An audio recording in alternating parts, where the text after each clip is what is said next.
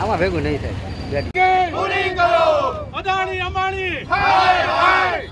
અદાણી અંબાણી હાય હાય.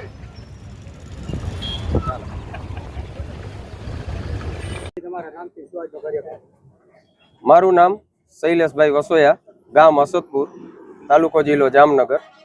આજે અમે જામનગર તાલુકાના જામનગર જિલ્લાના 30 થી 35 ગામના ખેડૂતો ભેગા થયા છે અને મોરબી સમર્થનમાં અનશન આંદોલનને સમર્થન કરવા જાય છે. હવે માગણીમાં વીજ લાઈનનો મુદ્દો મેન છે. એક બીજો મુદ્દો છે, અત્યારે ખેડૂતોને જામનગરને જે ટોપર વધારે નડતો મુદ્દો એક વીજ લાઈન અને એક બીજો રીસર્વે પ્રમોગેશનની ભૂલ.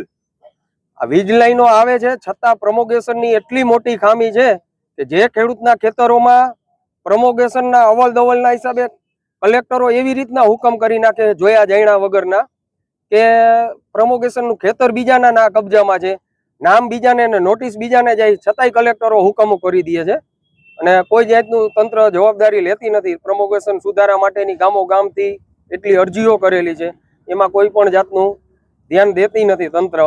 અહીંનું જામનગરનું લોકલ DLR કચેરી હોય કે એમાં ખૂબ અરજીઓ બધા કરે છે, છતાં કોઈ પણ એમાં જવાબ આપતું નથી.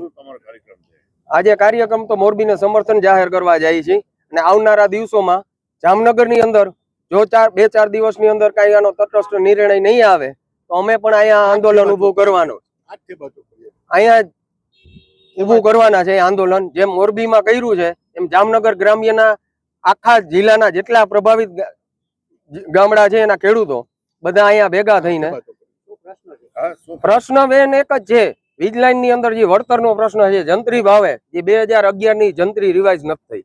જેમ હરિયાણા સરકાર, રાજસ્થાન સરકાર હજી 26/6/2026 ની અંદર હરિયાણા સરકારે 17 ગામની આખી એક MRC નક્કી કરીને બહાર પાડેલી છે, જ્યાં 3 કરોડ થી લઈ અને 6.5 કરોડ સુધીના વળતર ખેડૂતોને આપેલા છે. હજી પરમ દિવસની જ વાત છે. હવે આ મુજબ અહીંયા જામનગર ની અંદર કે આખા ગુજરાત ની અંદર જે અહીંની લોકલ GR હાલે છે તો કેન્દ્ર સરકારની SOP ગુજરાત સરકાર લાગુ પાડે અને એ મુજબ વળતરનું ખેડૂતોને સોલ્યુશન આવે એવી અમારી મેન માગણી છે.